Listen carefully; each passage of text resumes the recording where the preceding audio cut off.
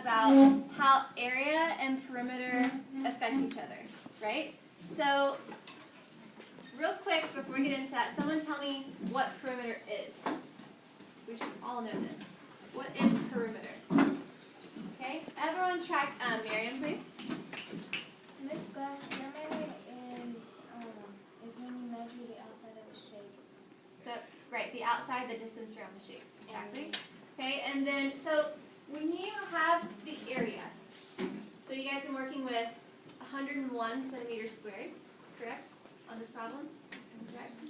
Okay, so you're not changing the area, but how can you rearrange those to change the perimeter? How can you rearrange those to change the perimeter? Okay, track Brenda, please. A little louder, please, I need. This way you can change it by making the perimeter bigger. Right, so we want to make the perimeter bigger, so you can make it to where it's bigger. How do we do that? How do we change the shapes, or change the arrangement of the shapes to make the perimeter bigger? Don't be shy. Track Philip, please. We can still keep the blocks we used as the area, but then we change them around, and it'll be, the perimeter will be bigger. How did you change them? Like, since we had like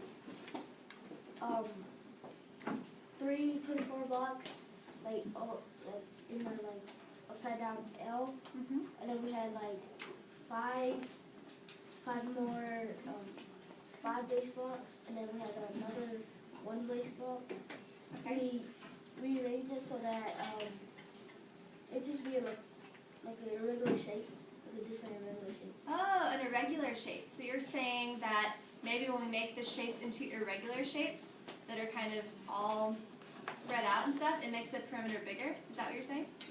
Okay, and then so what about when our shapes are very condensed? Like this one up here that we worked with on the board, that shape is very kind of like condensed, right? And so that's going to make the perimeter, in my opinion, smaller. Does anyone have a reaction to that or an opinion? Track George. And we put 2 cubes together and then we separate them because if they're together, the side in the middle, both sides, and that can be counted. Sure, right. Plus the Exactly. side that can be between them. So when you separate them, you add like 3 more. Okay, thumbs up if you understand what George just said. Thumbs down if you're a little unclear. Okay, so a couple of you that are unclear, do you have any questions that you'd like to ask George about what he just said? Okay, so I think Nishan has a question. Everyone track Nishan. Well, you said you're unclear. Can you ask George a question to make it more clear? Or you can hear him. George, can you do it one more time? Okay.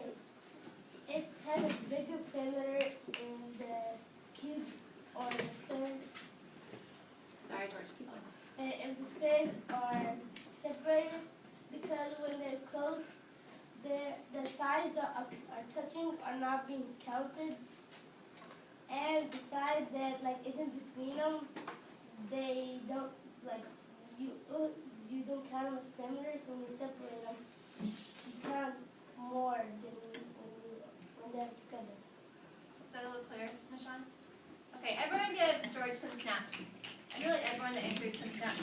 I think George, what he's trying to say is, guys, when you have a few blocks on the side like this, or even a longer block like this, okay, your perimeter, you're really just going around the outside and counting the perimeter. But I think George is saying is when you kind of split them up like this, or split them up like this, you have more sides to count as you're going around the blocks to count the perimeter. Okay? Does that make sense? Any questions about that? All right. Everyone please flip to the page, the next page where it says independent practice. Okay, I see Brianna's there. I see Lisa's there. I see Jose is there. You have 2, like Philip said, irregular shapes that you need to find the area and perimeter for. We're going to have about 15 minutes to work on this. So the rest of this page is independent work. And if you get done, you may go to the next page and reflect. Thumbs up if we got that. Ooh, nice one, Yasmin.